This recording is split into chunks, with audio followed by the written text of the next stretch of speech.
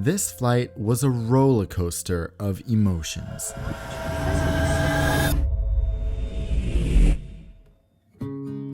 Qatar Airways introduced a new business class suite, and no, it's not Qsuite, it's the business class suite. What the heck does that mean? Why isn't it Qsuite, and what is this new seemingly inferior seat? Why would they introduce an inferior seat? What is going on? Okay, let's calm down. Fear not, I'm here to explain everything today, and I'll be sharing my thoughts about the new seat in this comprehensive review of Qatar Airways' brand new business class suite from Madrid to Doha. It's incredibly exciting to be here because it's not every day an airline launches a new seat, especially not your favorite airline. So of course, when Qatar Airways introduces a new seat, you can count on Nonstop Dan to be on board and give you an honest, self-funded review as always. More details on how I paid toward the end of the video. I think this is my 30th flight on Qatar Airways, which would make it my 27th flight in their business class, so I have a lot to compare with, having tried every other business class seat in their fleet. I started my day at 4 a.m. back in Luxembourg, and man, it's been a wild trip so far. Just the transit here in Madrid took 2 hours, so I'm exhausted. And that's before getting on my 7-hour flight to Doha. As I get older, even though I'm only 24, I notice how these types of trips are becoming more and more tiring to me. And all this stress contributes to another problem that I'm starting to notice right up here, namely a receding hairline. Today's video sponsor Qeeps reached out, and there couldn't have been a better match. Qeeps helps the 2 out of 3 men who start experiencing baldness before the age of 35 with affordable generic versions of FDA-approved medications, allowing us to message their doctors 24/7. Since hair loss treatments can take 4 to 6 months to start showing effect, it's best to start sooner than later. And I'm thrilled that Qeeps is offering you guys 50% off your first order at Qeeps.com/nonstop. That's Qeeps.com/nonstop. Now let me take you back to 4 a.m. where my chaotic day started. Yo, only 2 minutes late. Now I just gotta make this bus. Crazily enough, so I'm in Luxembourg. I'm flying KLM via Amsterdam down to Madrid because that's the obvious thing to do. And it's 4:50 a.m. And the really cool thing about Luxembourg is that public transport is completely free, which is just beyond awesome. If only the planes were free too. All right, mask on. I see a bus. Hey. For a second I was like, no.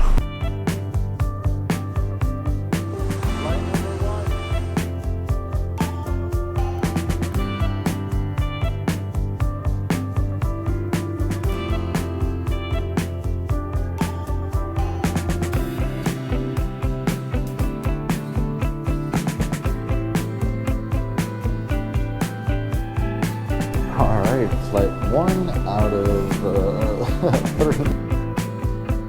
All right, flight 2.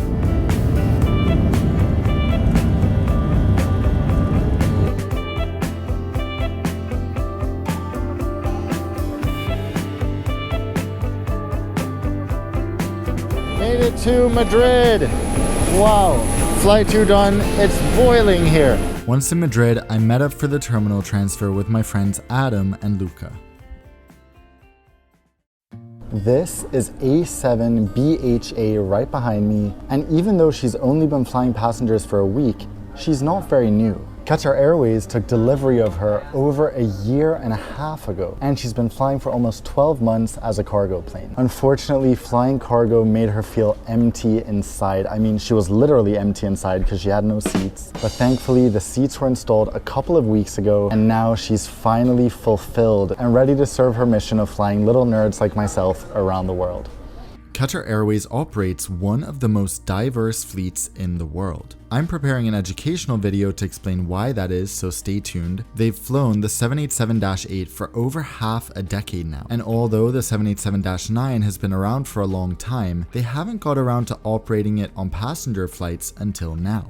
The 787-9 has a total of 311 seats, with 30 business class seats in a 1-2-1 configuration. The seats are classic reverse herringbone style by the windows, meaning they face away from the aisle. Meanwhile, the middle seats have a more unique layout, enabled by this new seat called Adient Ascent, although I definitely prefer the window seats if traveling alone. I chose 8A on today's flight mainly because it was one of the last remaining window seats when I booked, and the only seats to really avoid would be the window seats in row 5, since they don't actually have windows. So the real question is, why did Qatar Airways choose to install this new seat and offer yet another type of seat instead of installing Qsuite on the 787-9? After all, Qsuite is still their flagship product and should continue being installed on A350 deliveries. The answer is quite simple. The 787-9 cabin is too narrow by literally a few inches. Between the required modifications that would make this seat less comfortable and the significant weight savings in choosing this Adient Ascent seat instead, this was their best option for the 787. The biggest problem with the introduction of this new seat is that it contributes to the one thing that makes Qatar Airways so much less premium, in my opinion.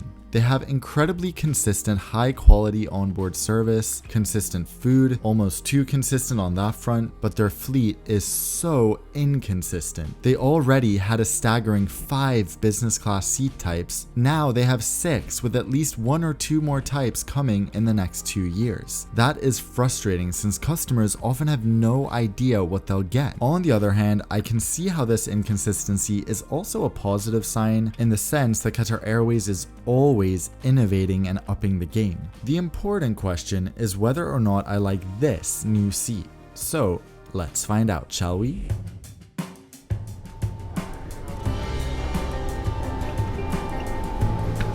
This is the moment we have waited for so long. Adam. I'm so excited! Oh my god, our first view of the seat. Can you see it through the window?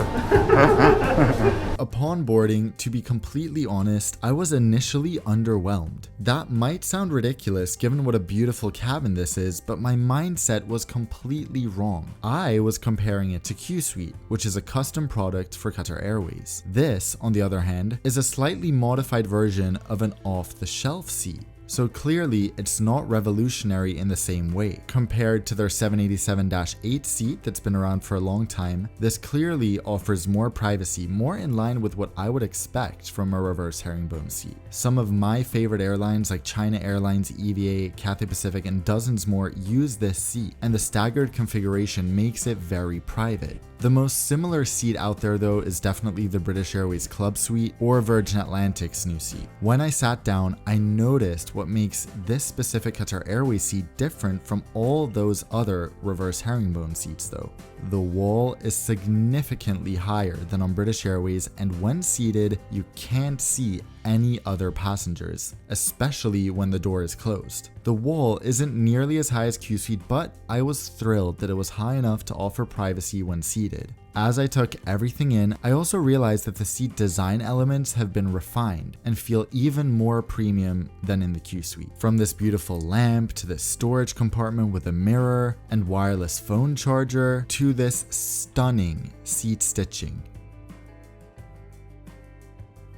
Welcome on board the Qatar Airways 787-9 in the brand new business class suite.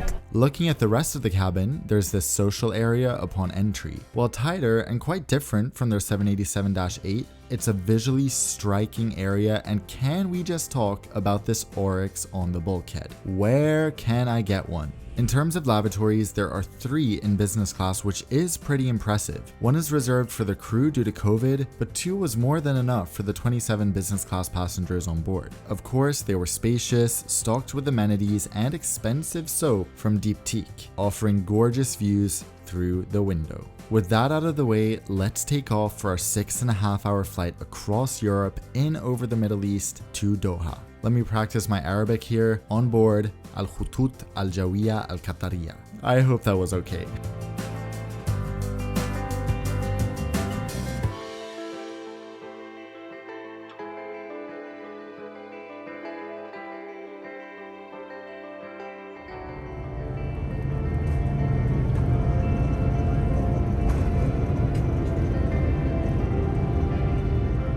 On today's flight, there was dine on demand as always, provided by the lovely business class crew of 6. I won't focus too much on the soft product today since I've spoken about it over and over in other videos, but as you can see, the menus were impressive as always.